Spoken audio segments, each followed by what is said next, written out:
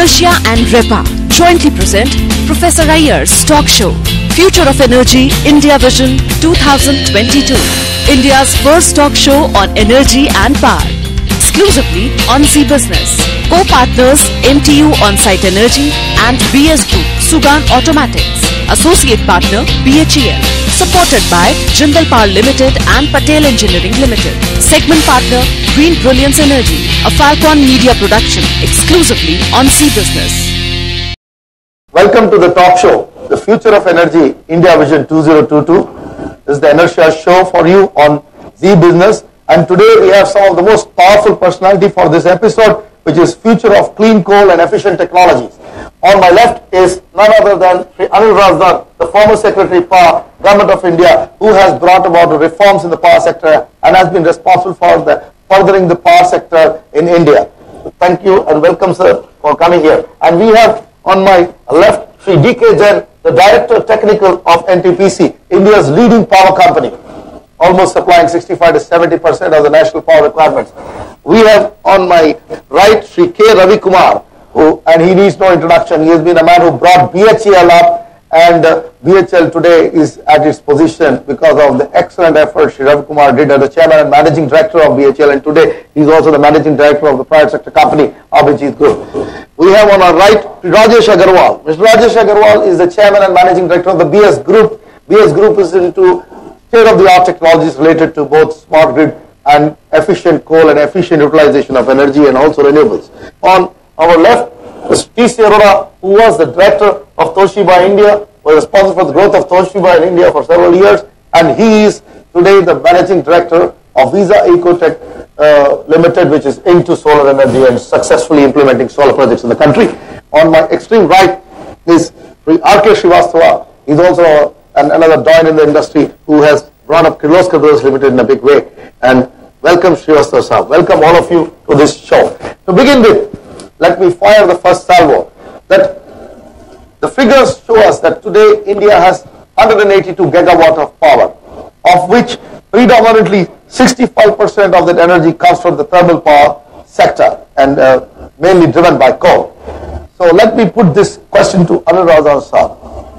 Do we see coal remaining the mainstay, and does it remain, and for how long? Well, I think India has a set of challenges as well as compulsions in the power sector. We've got to take power, that is electricity, to every home. We've got to create employment opportunities. We've got to increase farm output through taking out groundwater and generally improve the quality of life. But the compulsion is that we have to use coal. We are short on natural gas. We've not been able to develop our hydro potential to the full limits, and most of our hydro potential in any case is lying in very sensitive ecozones now. We are moving fast on wind and solar, but these have their compulsions at the moment in view of the cost that is involved in generating them. We've got to provide access as well as affordability to power, which means that coal and clean coal will have a major role to play for some years, at least 2-3 decades to come. Okay, now Mr. Ravi Kumar, may I know from you, sir, how the future technologies like ultra mega supercritical power, especially the supercritical technologies and the ultra supercritical technology, what is the role these have in enhancing our capacity? You know that the coal present cost cannot be taken as the benchmark. Actually, the coal is going to cost more and more, and availability is also being in question. So definitely there is a necessity to improve the heat rate so that you can get for the same amount of coal, that is coal to wire, if you see, you get more output at the terminal rather than for the same coal input. Of course, material technology is the one that we used 1 chrome 1 moly material for 600, and for 700 degree higher material has to be used. I think research is going on throughout the world for improving the heat rate as much as possible. So sir, therein comes the question, when we have this discussion of heat rate, what has happened, and we have seen in the last 1 year, and I want to bring this debate here, that we have seen that all this discussion on heat rate, while it exists, we have seen a huge amount of Chinese capacity coming to India. and there is a kind of a situation where in this current plant, we have roughly 40 gigawatt worth of orders already placed on Chinese manufacturers.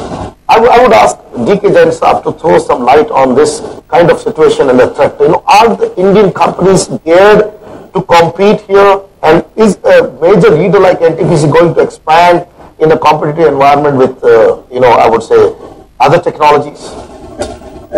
When we come to discuss the infusion of Chinese technology in India, you have to really look at what are the strengths of the Chinese equipment or the Chinese suppliers. If you look at, one is the pricing, they are cheaper. Second is, they do have some advantage in terms of the faster execution of the project. But are they really suitable for Indian coal, Indian operating and maintenance conditions? Those are the issues which people have not been able to answer that, because it's been just a few years that the Chinese equipment have been installed. But yes, they have to find solutions if Chinese equipment has to sustain in India. But in the NTPC, what we have done is, we have never really forbidden any Chinese equipment manufacturers to quote. We have our own performance standards specified, our own specifications with respect to the maintenance requirements, with respect to the performance levels which have to be achieved, with respect to the quality of equipment which has to be supplied.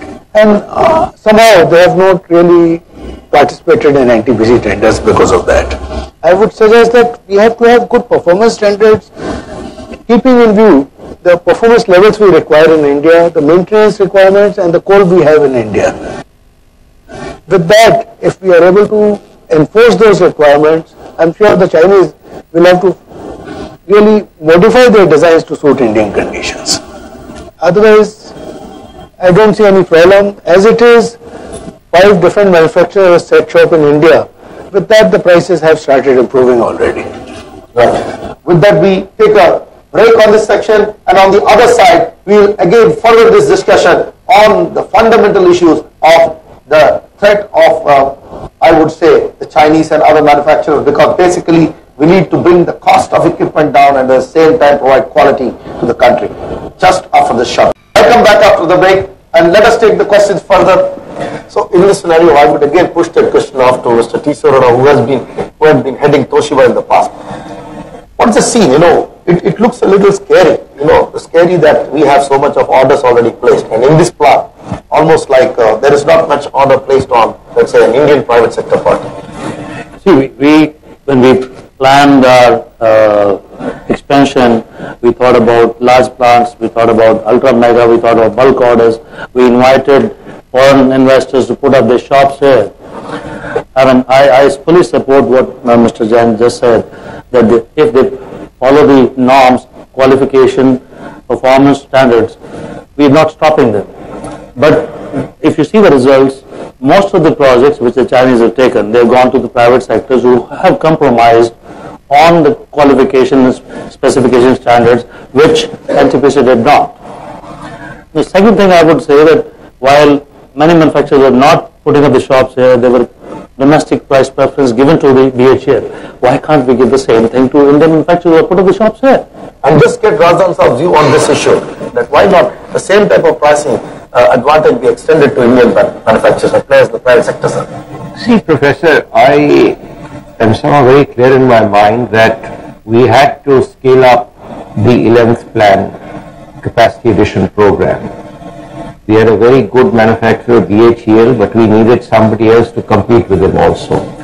The best can only do better if they have competition. That was one aspect. The other is, well, yes, today we have 5 or 6 players, thanks to the policy, who come on the scene, and they're up with the world-class equipment probably in India and supercritical technology. But there was going to be a time gap between the time they set up shop and by the time BHEL expands, which was going to be the 11th plan. So we needed in this plan at least a technology supplier to meet this demand. And I can share with you today, now post-Durban, that I had a fear utmost in my mind that at some stage, particularly if our economy goes a little slow, we'll have pressures from these Western economies asking India to shut shop on coal-fired stations. So we may have a window only of 5, 10, 15 years at the most to build as much as we can. Yes. So we've got to provide electricity to our people. Yes, but now that the capacities are coming up, we must do everything to protect and give preference to the domestic manufacturers. I will first go to Sri R.K. Srivastava. It was an interesting case because in the balance of plant, we have seen that Indian company has excelled, not only BHL, but I would like to say that here is Kirloskar Brothers. So let me know from Srivastava sir, how Kirloskar Brothers, almost all the ultra mega projects, I believe that all the major pumping applications and orders have been placed only in spite of severe competition from Chinese. See, first thing is as Mr. Jain has told correctly, the performance wise we are much better. I see in circulating water pumps and large pumps, the efficiency difference is there 8 to 10 point. Now 8 to 10 point difference is very high, and conservation of energy also very important when you are generating power. Whatever power you say, that is equivalent to what you generate. So I think that is very important, one thing in performance. Another thing is we are here to give continuous service to all plants because we are having a local presence. So operation and maintenance services we can give much better. Now today as Indian manufacturers, we have very clearly got prepared, not only supercritical but ultra supercritical. So we are, earlier we were doing maximum of 500 megawatts. Now today we are prepared to do in nuclear as well as in thermal up to 1000 megawatt. May I ask Mr. Rajesh Agarwal here that how does clean, efficient coal related technology play a role in ensuring efficient generation of power? So currently if you see, the Indian market is predominantly dependent on coal to generate power. Most 65% of the power generation is happening through coal. If you see all the mining which is being done in India is mostly surface mining and open cast mining. We need to bring in new technologies to improve the productivity of the mining. India having a huge resources of 255 billion. If you see, if we do the way surface mining is being done, we can't take more than 40 to 50% of the coal. We need to work on long wall mining capabilities to improve the productivity of the mining. Then there are countries like Spain, Czech Republic, countries like Russia who has worked on various technology on the coal side. So we need to work with technology partners and bring in efficient technology which can help improve the coal level. So like currently if you see, India uses only 20% of the washed coal. Balance is all used directly. India has a huge high ash coal currently. So we need to bring in more washing technology, and before it is being used, we should ensure that the coal is being washed so that the consumption is reduced and the carbon emission is again reduced drastically. India really need to proactively work on the technology side, one way by bringing in ultra mega generation capabilities which will reduce the consumption of coal. On the other hand, bringing in mining technologies and also clean tech technologies to reduce the consumption. May I start with Mr. Anil Razan on the issue of the Chinese threat that we have seen. We have seen that supercritical equipment, they need a certain heat rate, and the heat rates have been guaranteed on paper, but we see that performance of some of those plants are already faltering. What is your view, sir, on this issue? Well, I'm sure those who have bought those plants have obviously gone, number one, on least cost alternatives, but it is imperative that they ask for performance also, and they would have got some guarantees from the suppliers. And I think the Chinese also would not be interested only in one-time supplies. But I think in the times to come, and that was part of my strategy also, we want to create India as the hub for supercritical technology. And our people would be giving Chinese a good run for their money, as it is the local manufacturers have the advantage of good maintenance. I think the Chinese would have to provide all the services per se. Now they just can't supply and run away. एक छोटा सा break लेते हैं, इस वक्त आपके पास फिर आ रहे हैं हम लेके future of energy India vision 2022। नमस्कार, हम फिर वापस आए हैं। तो जैन साहब, आपको क्या लगता है कि ये जो सबक्रिटिकल कैपेसिटीज में जो ये पीएलएफ की बातें हो रही हैं, क्या ये अभी हम हमारे को कहीं ले जाएंगे कि हम इस तरह के प्लांट यहाँ आए और कुछ बेंचमार्क हम गलत वाले डाल दें कि एनटीपीसी के प्लांट तो 95% पे चल रहे हैं, 96% पे चल रहे हैं, और ये 65% वाले प्लांट भी यहाँ चलेंगे? देखो, Chinese plants, yes, I have also heard कि चाइना में 60-65% पे ही चलते हैं। जिन लोगों ने खरीदे हैं उन लोगों ने, I wish and hope they would have checked the maintainability, life of the equipment, mean time between failure of the different equipment components, so that it really works at higher plant load factors demanded in Indian conditions. In NTPC, we specify our requirements very clearly with respect to the life of the plant, with respect to the annual plant load factors expected, with respect to the life of the different components of the equipment, so that we do not have to increase our maintenance cost as such. With Chinese equipment, I hope they would have checked that and they'll ensure that the maintenance cost does not increase, because they have to look at the lifetime cost of the plant also, which is very, very important. I would like to take this catch off to Ravi Kumarji, because you've seen both the private sector and public sector. Here the Chinese are able to even fund and finance extra commercial borrowings at low rates. And the second challenge that is coming is direct reduction of costs on the capital equipment, which is suiting our low tariff based, I would say, bidding, where the ultra mega biddings we have seen is based on the lowest tariff, the capex is basically bringing the tariff down. And this may not be the real scene, because the performance of those power plants are not known for the next 20 years, 25 years. So what is your view, sir, on such purchases? No, actually, there are two things which is naturally helping the indigenous industry. One is the devaluation of the rupee. Actually, rupee was about 45 rupees, it is about 53 rupees right now. So there is an advantage definitely to indigenous manufacturers who are putting in domestic manufacturing. And secondly, the government is also thinking of putting a custom duty on the imported equipments. So definitely these things will protect the domestic industry. If you see, the pricing is lower basically, they give standard equipments, whereas in India, every project is designed as per the site conditions. Ultimately, it should have, as Prof. Iyer has told, it must have a good efficiency, and also it should operate for longer years. So that will only stand in the long term. So I think the domestic manufacturers, if they concentrate on quality and cycle time reduction, they can have an edge over Chinese manufacturers in near term. I would just like to ask a question to Mr. Ravi Kumar.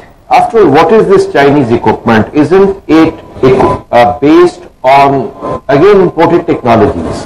It's not indigenous Chinese technology, is it? No, it is imported technology only. But when we specified the initial set of supercritical sets, if you see, they have heat rate of 1900 kilocalorie per kg, which is equivalent to subcritical of BHL or other European manufacturers. We have still not addressed one subject, and that is the low cost financing in the power sector. I would like to put this question across to Rajesh Agarwalji. We have a situation that the Chinese are bringing the funds and flushing it at 5.5%, even lower, 3 or 3.5%. And these are all ECBs, and there is a cap even on ECB within the India market.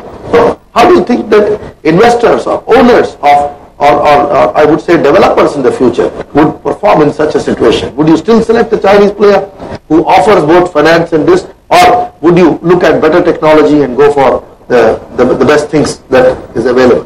So if you see, currently the power sector has a huge requirement for funding. There is a shortage of $40 billion for the growth path what India 11th and 12th year plan already have in place. So definitely there is a need of international financing, while Indian government is opening up a lot of ECB funding. And there is no limit when it comes to power sector, because it's all for the project. Whatever you import equipment, the level of that much money you can take in the form of ECB. If you see the Indian interest rate growing at 15-16% and the coal pricing going so high, whereas the power pricing is so limited, the chances, the need of money is at a smaller rate of interest. So for private players who have the option of going international funding will definitely look at that. And China is not the only place, even the European market and other markets are also funding ECB. China mostly does when their equipment is purchased. But if you buy any other equipment, then there are other international funding agencies. I would like to rebuild this point here. Arora-san, isn't this the case that even the Germans, even the Japanese, or even everybody would push up their bankers along with their equipment? And it is normal. It's not only the Chinese, the others are doing the same. Yeah, they're doing the same, but there are the differences. One is when we talk about the greenhouse gas effects, we talk about efficiency, we talk about Kyoto Protocol, we talk about Durban. No, that means that we should go for better technologies. Now, if we are going for better technologies, it is also helping us to deplete our resources judicially. We can't be really running out with the coal and then depending on imported coal. Then the people who have invested money in the country, they have invested with a plan that there will be more business here. So we have to look from that angle as well, not only the pricing and benefits given by China and the interest rates in India. Now, I believe that retail business was only fluctuating, but power was stable. But these people have made the power also quite fluctuating. Srivastava साहब, इसमें आपका क्या कहना है कि अगर हम आप जैसे मैन्युफैक्चरिंग में जा रहे हैं, इवन वर्किंग कैपिटल अवेलेबल नहीं है इस कंट्री में, 12 से 15% के बीच में हमें मिलती है वर्किंग कैपिटल भी, तो ऐसी परिस्थिति में क्या इंडियन मैन्युफैक्चरिंग और क्या हमारे देश की जो बोलते ना अर्थव्यवस्था के अंदर ये काम करने में जो क्षमता है हमारी इंडियन कंपनीज की, क्या ये मैच कर पाएगी जहां वो लो कॉस्ट में कैपिटल मिल रहा है इन लोग? I think there is no way that we cannot continue with the cost reduction. The cost reduction on the equipment has to be there. We have to be competent and we have to go globally. The moment they start coming to India, we were required to go even in China and convince the other operators. So until unless we do that we have a competitive product, cost is reduced and go globally, the problem cannot be solved. चलो बढ़िया है, श्रीवास्तव साहब बोल रहे हैं कि हमें तो चाइना में जाके मैन्युफैक्चरिंग करनी चाहिए। हम इस बात पे बढ़ाएंगे with our next episode on renewable energy. Keep watching on Z Business. Inertia and REPA jointly present Professor Iyer's talk show, Future of Energy, India Vision 2022. India's first talk show on energy and power. Exclusively on Z Business. Co-partners MTU On-Site Energy and BS Group, Sugan Automatics. Associate partner BHEL. Supported by Jindal Power Limited and Patel Engineering Limited. Segment partner Green Brilliance Energy. A Falcon Media production exclusively on Z Business.